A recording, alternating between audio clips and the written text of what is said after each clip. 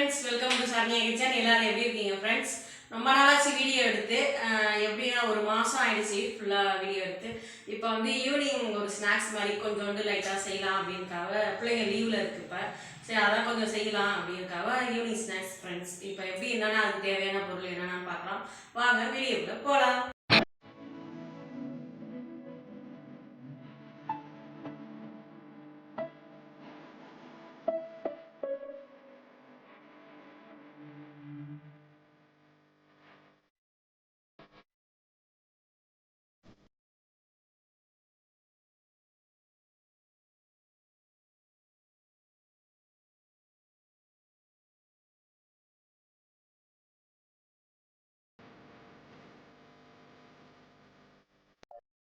அதுக்கு என்ன தேவையான பொருள் என்னன்னா நான் என்ன செய்ய போறேன்னா இந்த கோதுமை மாவு கொக்கோ பவுடரு பால் பவுடரு வச்சு ஒரு ஈவினிங் ஸ்நாக்ஸ் மாதிரி கொஞ்சம் அப்படியே லைட்டாக செஞ்சு கொடுக்கலாம் அப்படின்னுக்காக நல்லா இருக்கும். பிள்ளைங்களுக்கு எல்லாம் செய்ய பிடிக்கும். நீங்களே ட்ரை பண்ணி பாருங்க, குழந்தைங்களுக்குலாம் சாப்பிடுவாங்க. எப்படி என்னன்னு பார்க்கலாம் வாங்க. கோதுமை மாவு ஒரு கப்பு எடுத்துருக்கேன் ஃப்ரெண்ட்ஸ். இதை வந்து கொக்கோ பவுடரு இங்கே இன்னும் கொஞ்சம் கூட நிறையா வேணால் எடுத்துக்கலாம், பார்த்துட்டு நான் எடுத்துக்கிறேன். பால் பவுடரு ஒரு ஒரு ஒரு அரை கப் பால் பவுடரு,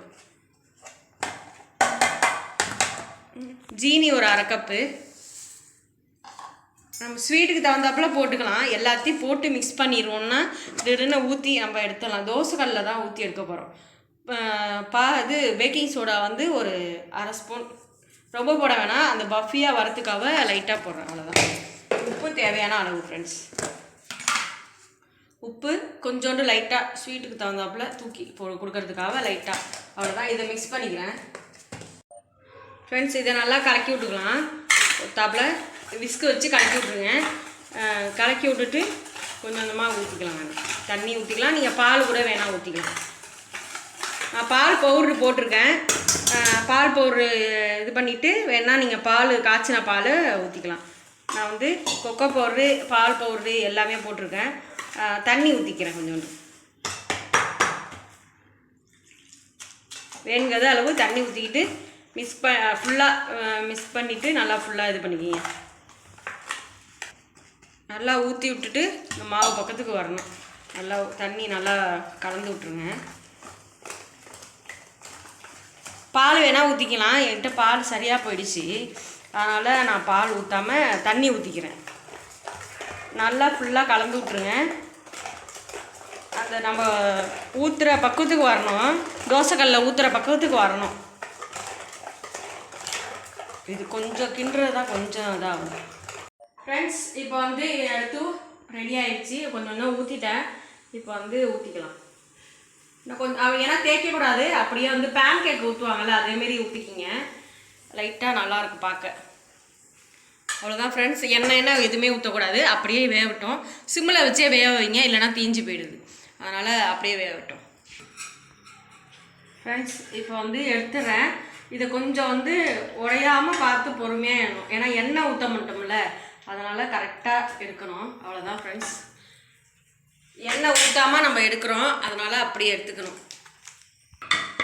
ஃப்ரெண்ட்ஸ். எடுத்தாச்சு, நல்லா சூப்பராக வந்துடுச்சு பாருங்கள்.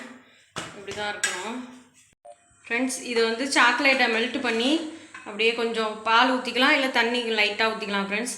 பால் இது பண்ணி வச்சுருக்கேன். நீங்கள் வந்து அதை எடுக்க முடியாமல் போயிட்டு இப்போ வந்து நல்லா சூடு வரட்டும். தண்ணி அடியில் வச்சு நல்லா சூடு வச்சுருக்கு.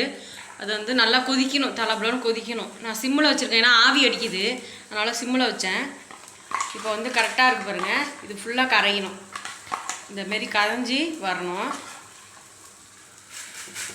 நல்லா கரையணும் ஃப்ரெண்ட்ஸ். நல்லா ஃபுல்லாக கரைஞ்சிட்டு அதில் வந்து அந்த நம்ம வச்சுருக்க இதில் பன்னில் வந்து அப்ளை பண்ணிக்கணும். அப்ளை பண்ணி சாப்பிட்டோம்னா சூப்பராக செமையாக டேஸ்ட்டாக இருக்கும் ஃப்ரெண்ட்ஸ். நல்லா கரைஞ்சிருச்சு, நல்லா சூப்பராக இருக்கும் ஃப்ரெண்ட்ஸ். அவ்வளோதான். இப்போ எடுத்துகிட்டு நிப்பாட்டிடலாம். தண்ணி வந்து தலைப்பழம் கொதிக்குது, நான் நிப்பாட்டிட்டேன். இப்போ வந்து இதில் ரெடி ஆகிடுச்சு. இது வந்து ரெடி ஆகிடுச்சு. ஒன்று ஒன்றா அப்படியே நம்ம வந்து லைட்டாக இது பண்ணிக்கணும். நான் 4 சுட்டுருக்கேன். 4ல் கொஞ்சம் கொஞ்சமாக லைட்டாக ஒரு இதில் அப்ளை பண்ணிக்கணும். அப்படியே கொஞ்சம் அது வந்து கொஞ்சம் நட்ஸ்லாம் இருக்கும்ல, அதனால் அப்படியே சாக்லேட்டில் இருக்கிற வசி அப்படியே வருது. அது கரையில் சாக்லேட்லாம் ஃபுல்லாக கரைஞ்சிருச்சு. நல்லா ஃபுல்லாக அப்ளை பண்ணிவிட்டு நம்ம வந்து இந்த பண்ணை மேலே வச்சுக்கலாம். இந்த ஏதோ ஊற்றுனோம்ல, இதை வந்து இது தூக்கி மேலே வச்சிடலாம். ஹாய் ஃப்ரெண்ட்ஸ், இப்போ வந்து நம்ம சூப்பராக சாக்லேட் கேக் ரெடி ஆயிடுச்சு. எப்படி என்னன்னு பார்த்துட்டு சொல்லுங்கள் ஃப்ரெண்ட்ஸ். செமையாக இருக்குது பாருங்கள், பார்க்கவே நல்லாயிருக்கு.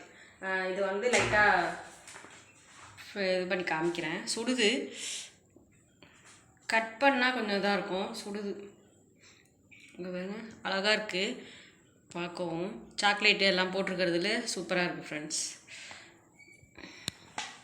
சாக்லேட் இதெல்லாம் போட்டிருக்கிறதுல கொஞ்சம் சூப்பராக இருக்குது ஃப்ரெண்ட்ஸ். நல்லா இருக்குது, அழகாக இருக்குது.